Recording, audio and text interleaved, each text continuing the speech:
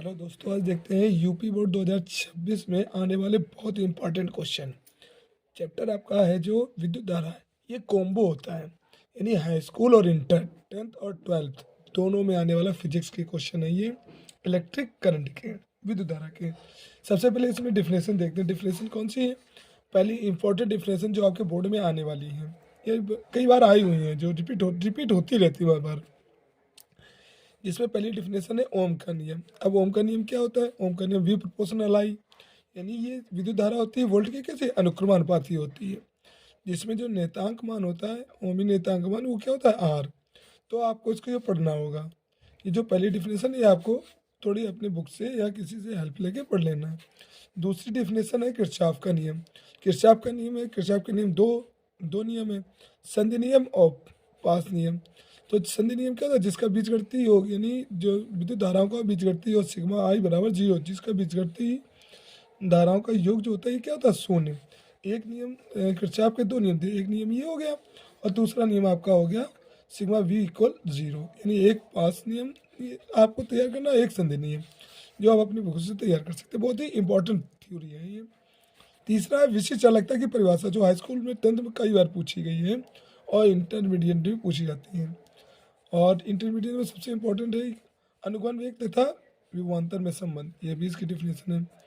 इसके बाद 5वें नंबर पे आती है आपकी ओमीय तथा अनोमीय प्रतिरोध के लिए वोल्टता वी तथा धारा आई के बीच ग्राफीय मान से, यानी ये भी आपकी कैसी काफ़ी इंपॉर्टेंट पूछा जाने वाला क्वेश्चन है। अच्छा, आपको एक बात और बता दें कि जो ओमीय और अनोमीय प्रतिरोध की वोल्टता है, यानी वी तथा धारा आई, तो इसका ग्राफिकल जो बनता है फिगर, तो ग्राफिकल फिगर आपको दर्शाना होता है, जिसमें वेरी सिंपल सा ये 1 नंबर में पूछे जाने वाला क्वेश्चन है कि जैसे आपका क्या पूछा गया, ओमीय, तो आपको इस टाइप का ग्राफ बनाना होगा। उसमें एक इस टाइप का ग्राफ है, एक ओमी का और एक होता है अनोमी का।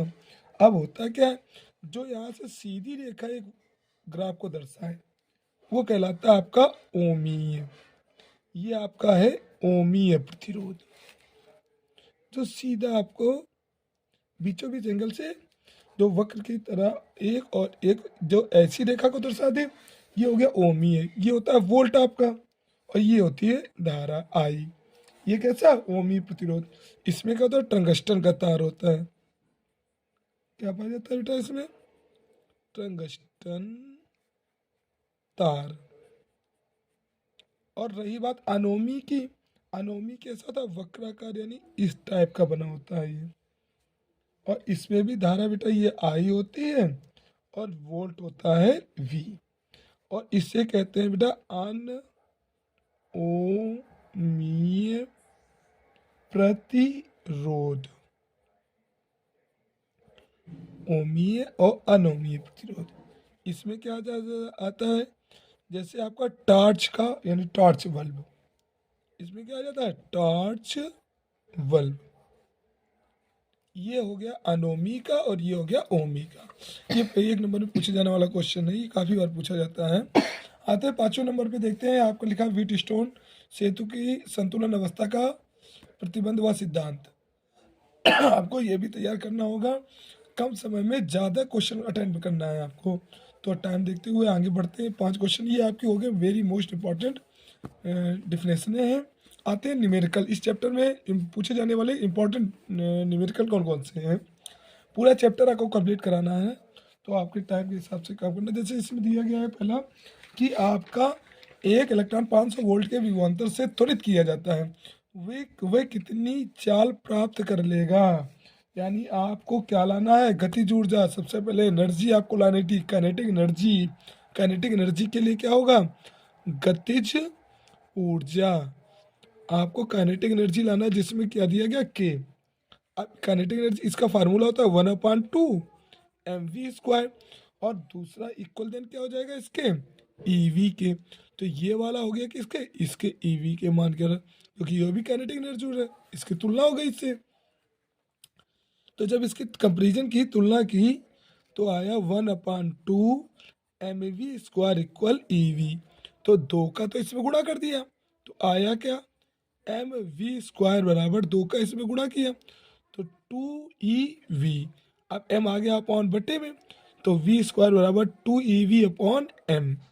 अब इसका वर्ग घट जाएगा, तो वर्ग घटने पे आया क्या, वर्ग मूल लग गया। तो इस तरीके से आपको चाल की वैल्यू जो लानी है वो निकल के आती है। अब देखो निकलती कैसे है, जो E होता है 1 वोल्ट, इसका मान क्या होता है इलेक्ट्रॉन का, इसका मान होता है 1.6 गुणा 10⁻19। ये इलेक्ट्रॉन है। अब आपको मान रखने होंगे। और रही बात m, m क्या है, इलेक्ट्रॉन। इलेक्ट्रॉन माने द्रव्यमान, और द्रव्यमान का मान कितना है, द्रव्यमान जो इलेक्ट्रॉन का होता है 9.0 गुणा 10⁻31 kg यानी किलोग्राम। ये m का मान और ये हो गया आपका E का मान। अब दोनों के मान यहाँ पे पुटअप कर दें, बड़ी आसानी से, बड़ी जल्दी सॉल्व होने वाला, सॉल्व हो जाएगा। यानी क्या दिया गया, v। अब देखते हैं v का मान,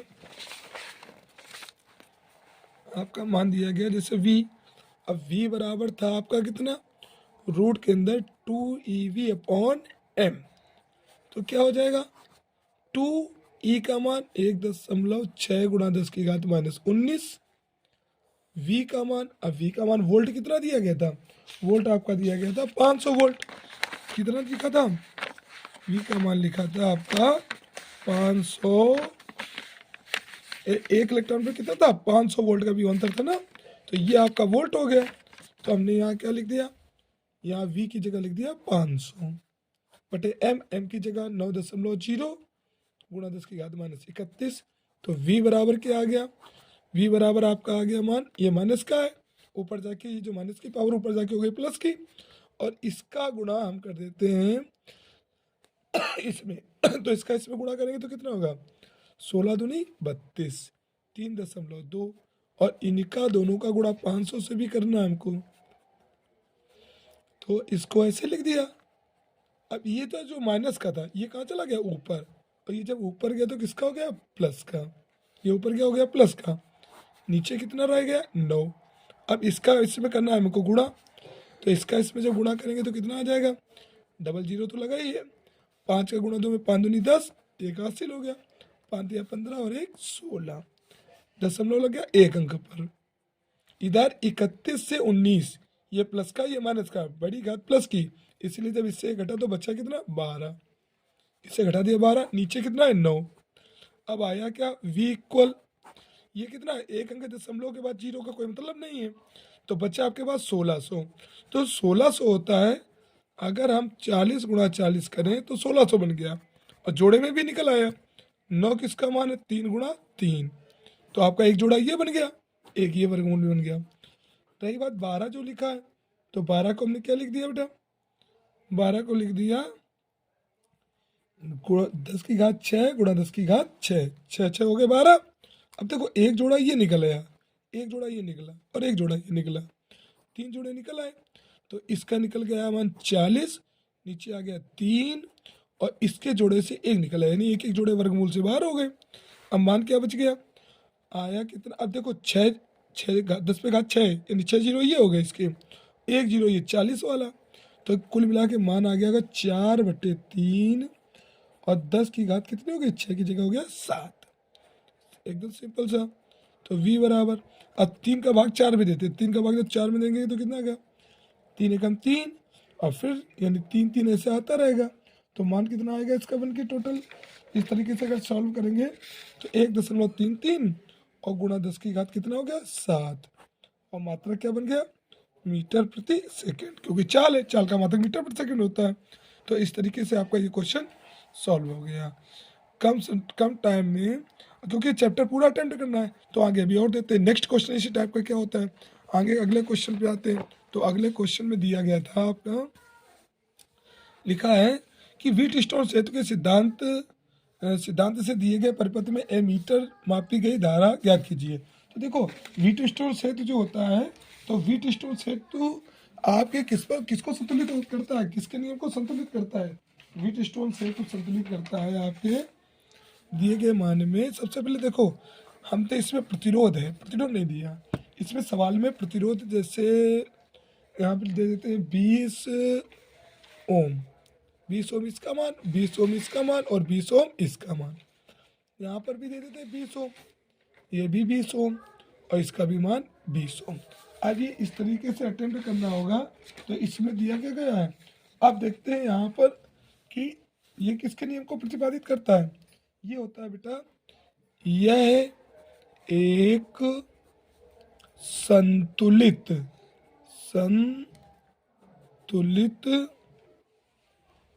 व्हीटस्टोन सेतु है। क्या है ये, व्हीटस्टोन सेतु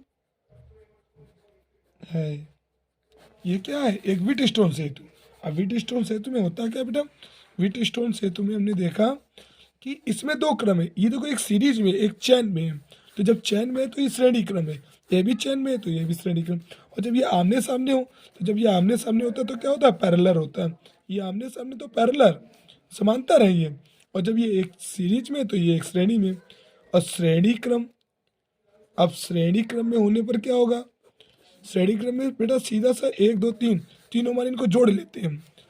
इसका फार्मूला होता है R1 + R2 + R3। तो जब इनको जोड़ा हमने तो क्या हो गया, 20 + 20 + 20, कुल मिलके 20 20 20 कितने हो गए। अब नीचे में आ जाए इसे, तो नीचे में जा जाएंगे तो नीचे में आने पे क्या होगा, नीचे पे आने पे अगला मान कितना हो जाएगा, दूसरा वाला।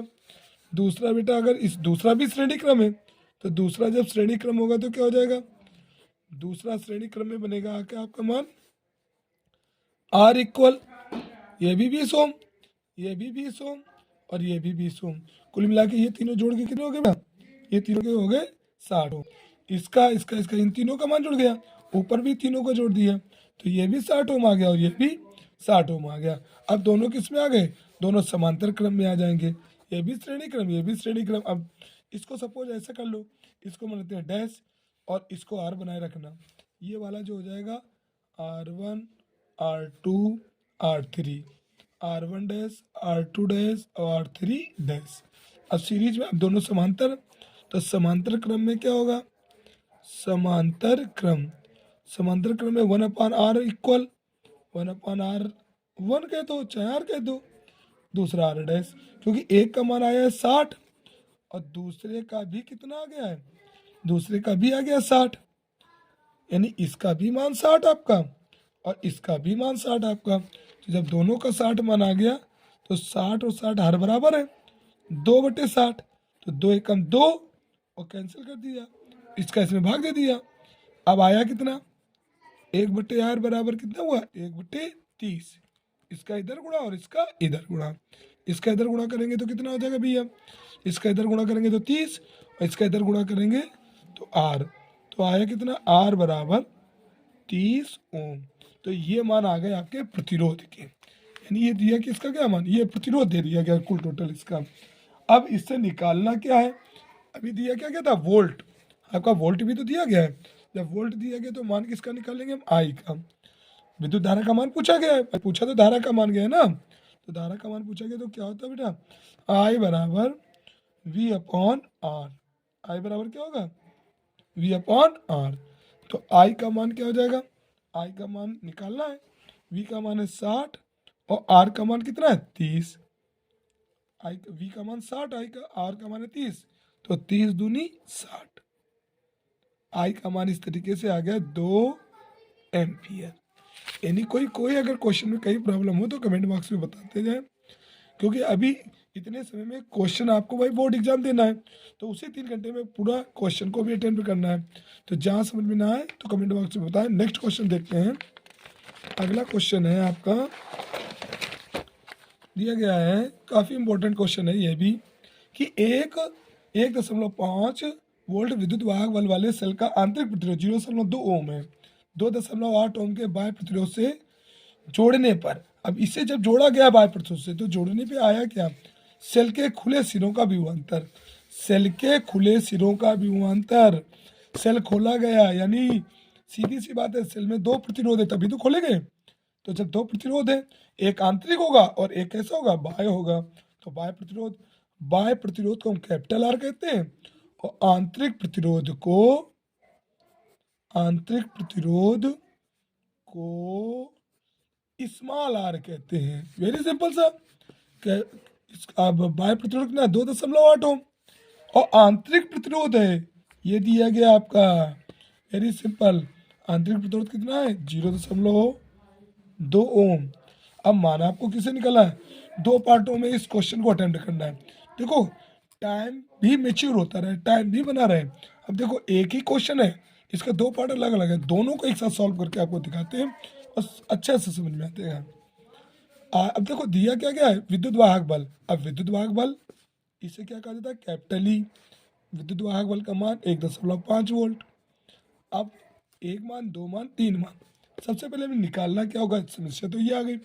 जब कभी आर और ई दोनों आ जाएं, बहुत अच्छे से समझ लीजिए, जब कभी आर और ई दोनों आ जाएं तो हमें सबसे पहले अटेम्प्ट करना, लाना किसका मान होगा, भले ही वो दूसरे पार्ट में, पहले हमें लानी होगी धारा, धारा माने आई, इसको पहले सॉल्व करना है। तो इसको सॉल्व करने के लिए क्या होगा, आई से सॉल्व करते हैं। अब आई इक्वल फार्मूला क्या होता है, आई इक्वल जो फार्मूला होता है, आपने वैसे तो ओम के नियम में पढ़ा है, उसी की ओम के नियम से क्या होता है, आई बराबर वी अपॉन आर। लेकिन हम इसका यूज नहीं करेंगे, क्यों, क्योंकि इसमें दो सेल हैं, तो दो सिरे दिए गए, विभवांतर दो हैं, तो विभवांतर खुले सिरों का विभवांतर यानी दो प्रतिरोध दे दिए गए। अब जब दो प्रतिरोध हैं तो भैया ऐसा ना कहीं ऐसा फार्मूला रखना पड़ेगा जिसमें स्मॉल आर और कैपिटल आर दोनों ही आ जाए। तो क्या होता है भैया, आई इक्वल वी। अब वी भी चेंज होगा भाई, जब दो प्रतिरोध हो जाएंगे तो हम वी की वैल्यू की जगह विद्युत वाहक बल ई रखेंगे, यह हो गया आई। अब ये क्या हो जाएगा, आई का मान निकालना, तो ये हो गया आर, ये स्मॉल आर और ये कैपिटल आर, यानी ये आंतरिक प्रतिरोध और ये बाह्य प्रतिरोध, ये स्मॉल आर और ये कैपिटल आर, यानी कैपिटल ई बराबर स्मॉल आर और कैपिटल आर। आई बराबर कैपिटल ई का मान 1.5, स्मॉल आर का मान आप निकाल सकते हैं 0.2, कैपिटल आर का मान 2.8। इस तरीके से इन दोनों को जोड़ लेते हैं रखने के बाद, तो 8 और 2 कितना हो गया 10, यानी 3.0। भाई 2.8 में ही जुड़ गया 0.2, तो 3.0 आया। दशमलव के बाद की किसी भी संख्या का कोई भी मान नहीं होता, इसलिए आई बराबर 1.5/3। हम इससे इसको अगर कैंसिल करेंगे तो आएगा कितना 0.5, भाग दे दिया, तो आपका आई का मान क्या आ गया 0.5 एम्पियर। अब आपका एक क्वेश्चन देखो, एक ही क्वेश्चन के दो पार्ट थे, एक क्वेश्चन आपका अटेम्प्ट हो गया और आया क्या, विद्युत धारा का मान जो आया 0.5 आ गया होगा, जहाँ तक वैसे समझ में बच्चों। नेक्स्ट क्वेश्चन, अब इसी का फर्स्ट पार्ट देखो, पहले इसका मान निकाला, अब इसको सॉल्व करते हैं। इसमें क्या दिया गया, कैपिटल आर और स्मॉल आर और कैपिटल ई। तो इसका भी वेरी सिंपल है, पूछा क्या गया है, विभवांतर। विभवांतर हम जानते हैं, कभी कभी कंफ्यूजन होती है कि बच्चे ये समझ लेते हैं कि ये जब वोल्ट है तो ये विभवांतर हुआ, लेकिन ऐसा नहीं होता है कि जब वोल्ट तो है, लेकिन वोल्ट अगर तब होगा जब यहाँ विभवांतर लिखा होगा। अगर यहाँ पर विद्युत वाहक बल है, मात्रक दोनों के एक ही हैं, यूनिट एक ही है, लेकिन जब यहाँ पे क्या लिखा होगा, वोल्ट ना लिखकर, बल ना लिखकर, विद्युत वाहक बल ना लिखा हो, विभवांतर लिखा हो, तब आप समझ लेना कि वी है। अगर विद्युत वाहक बल है तो आप कैपिटल ई जानेंगे इसे। अब सॉल्व करते हैं, तब इसका formula V equal capital E minus I R small r. तो ई का मान क्या हो गया 1.5 आई। अब आई का मान क्या निकाल के लाए, जो हमने सॉल्व किया था 0.5, स्मॉल आर का मान 0.2, 1.5 माइनस, अब इसको इससे कैंसिल कर देते, काट देंगे, पहले तो गुणा करते हैं, 5 दूनी 10, दशमलव बेटा 2 अंक पर, तो v, अब इससे इसको घटा दें, 0.1, 0 यहाँ कर लिया। अब बेटा जब मैंने इससे इसको घटाया तो अब इसका पहले गुणा, 5 दूनी 10 और 2 अंक पे दशमलव, घटा दिया, 0 से 0, 5 से 1 चला गया 4, ये आ गया 1। तो इस तरीके से वोल्ट का जो मान आया आपका वो कितना गया 1.4 वोल्ट। यानी कोई प्रॉब्लम, कोई अगर समस्या आपकी कोई भी प्रॉब्लम हो तो आप कमेंट बॉक्स में बता सकते हैं। वैसे आपको समझ में आ गया होगा और बड़ा ही इम्पोर्टेंट क्वेश्चन है और एक इसी टाइप पे देखते हैं बहुत ही कम समय में एक थोड़ा और क्वेश्चन है जो कई बार पूछा गया है। थोड़ा जल्दी से टाइम को देखते हुए इसको अटेम्प्ट करते हैं कि जैसे दिया क्या गया है इसमें बेटा, दिया गया है कि एक तार का प्रतिरोध 8 ओम है। वेरी सिंपल, एक तार का प्रतिरोध 8 ओम है, इसे दोगुनी लंबाई तक खींचा जाता है। तार का नया प्रतिरोध क्या होगा? एक तार है लंबी, दोगुनी लंबाई, भाई जब खींचा जाएगा तो दोगुना तो स्वाभाविक से होना ना। तो R1 का मान कितना हो जाएगा? 8 ओम। अब L1, पहले पहले तार था L, खींचा गया। अरे भैया आप हो, हम हो, कोई हो, अगर खींचा जाएगा तो खींचने पे उसकी वृद्धि होगी ना, बढ़ेगा वो। जब बढ़ेगा तो वो बेचारा L1 से L1 L था, बढ़कर क्या हो गया? L2 का मान हो गया 2L। पूछा किसका क्या गया मान? R2 का। वेरी सिंपल सा क्वेश्चन है, क्या हो जाएगा? अब इसमें होता क्या, इसका फार्मूला होता है A1L1 इक्वल A2L2। अब ये इसका फार्मूला हुआ ना से, ये आपका फार्मूला हो गया। अब इसे फार्मूले में करना यूज क्या है, सबसे पहले मान अटेम्प्ट क्या करते हैं, A1 L1 का मान L, A2 L2 का मान क्या हो गया बेटा? L2 का मान 2L। हमने दोनों के तीनों के जो मान पुटअप कर लिए, L से L कैंसिल। अब आया क्या भैया आपका? A2 बराबर आ गया A1/2। अब A2 बराबर क्या आ गया? A1/2। अब बेटा प्रतिरोध, अब फार्मूला क्या होता है? एक फार्मूला है, R का मान पूछा तो नया प्रतिरोध है, तो R बराबर फार्मूला होता है L/A। R बराबर क्या होता है? L/A। तो इस हिसाब से R1 बराबर क्या होगा? L1/A1। R2 बराबर क्या होगा? L2/A2। यही तो हो जाएगा ना। तो हम इसको क्या कर लेते हैं, डिवाइड कर लेते हैं। और मान किसका दिया? अब हम अगर दो, जैसे एक इक्वेशन ये बनी आपकी, एक ये बन गई, अब इसका इसमें डिवाइड करते हैं, तो R1/R2, ये वाला ऊपर और ये वाला क्या हो गया? नीचे। तो ये ऊपर हुआ, ये नीचे हुआ, तो क्या बनेगा फार्मूला? L1A1 बटे L2A2। ये चला गया ऊपर, ये आ गया इसके साथ में। अब क्या हो जाएगा? L1A2/A1L2। अब हम रख लेते हैं मान। L1 का मान कितना था? L। L2 का मान, A2 का मान, अब A2 का मान क्या है? A1/2 upon A1। और L2 का मान कितना था? L2 का मान 2L। ये तो दिया गया मान। तो वेरी सिंपल सा कि इसके बटे में एक करके इसका इससे गुणा, इसका इससे कर लेते हैं। ये ऊपर चला गया और ये आ गया इसके साथ, तो बना क्या? L गुणा A1 गुणा 1/A1 इंटू 2L। तो A1 से A1 कट गया, L से L कट गया। अब बेटा बचा क्या? इसका 2 तो इसके साथ आना है ना, तो 2 और 2, तो 2 का गुणा हो गया, 2 जा कितना हो गया? 4। अब आया कितना मान? R1 बटे R2 बराबर 1/4। इसका इधर गुणा, इसका इधर गुणा, इसका इधर करते तो इसका इधर कर देंगे गुणा। अब जब इसका इधर कर रहे हैं, इसका इधर कर रहे हैं, तो आ क्या रहा है? हमें मिला R2 बराबर 4 गुणा R1। भाई इसका इधर किया, इसका इधर किया, अब क्या हो जाएगा? तो R2 बराबर 4 गुणा, अब R1 का मान, नया प्रतिरोध हमने निकाला था, कितना था? नया प्रतिरोध 8 ओम दिया गया था, तो इस हिसाब से हमने यहाँ क्या लिख दिया? 8। तो आया कितना? 8 छक्को 32। तो आपका नया प्रतिरोध का मान आ गया 8 छक्को 32 ओम। जहाँ तक वीडियो आपको अच्छा लगा होगा, दोस्तों बच्चों तबीयत थोड़ी ख़राब थी तो लेट वीडियो डाला है, थोड़ा गैप हो गया। और अगर आपको वीडियो पसंद आया हो तो लाइक करें, सब्सक्राइब करें और कमेंट बॉक्स में ज़रूर बताएं कि आपको कौन सा क्वेश्चन इसमें समझ में नहीं आया। नहीं समझ में आया तो प्रयास करते हैं नेक्स्ट वीडियो में आपको मिलते हैं। और क्रम बाय क्रम कॉम्बो आपको हाई स्कूल और इंटरमीडिएट दोनों का कॉम्बो आपको हर चैप्टर में मिलेगा, हर सिलेबस इंपॉर्टेंट क्वेश्चन मिलेंगे। थैंक्स।